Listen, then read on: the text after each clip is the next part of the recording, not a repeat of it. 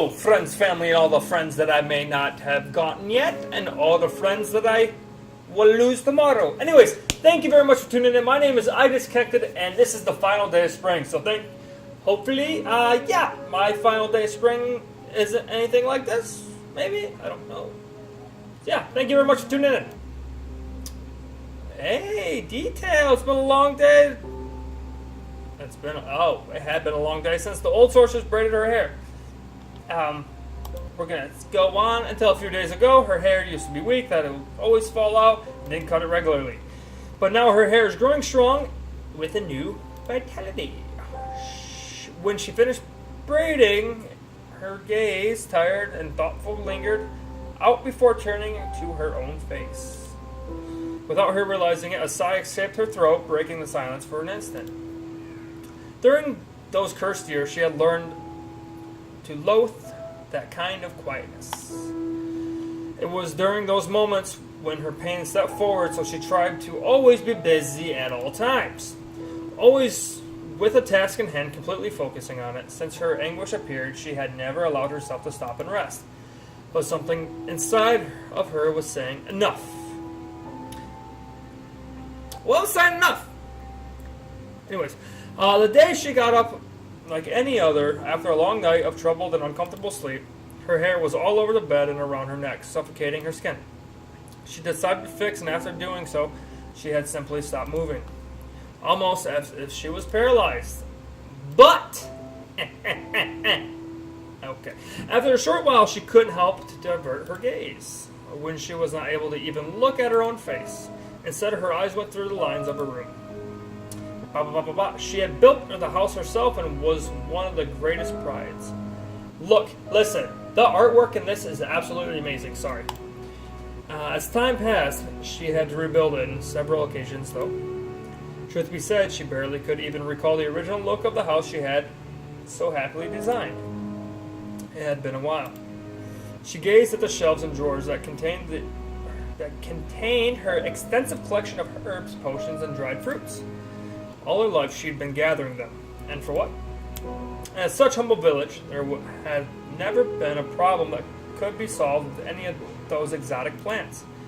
Surely, she thought, there would stay in those same jars and drawers long after she died.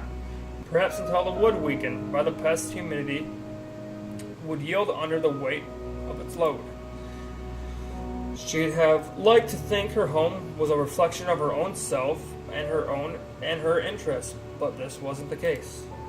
After all, the old sorceress didn't possess her title because of the compilation of natural medicine. There was something even more valuable inside her, something that had changed everything the day it come. Magic. It was a magic that resided within her body, and the only reason she was still alive. It had been years such a weak old lady should have died. Not only her body, wrinkled and shrunken, was worn out, but her soul was also tired. She had lost the vitality she once had.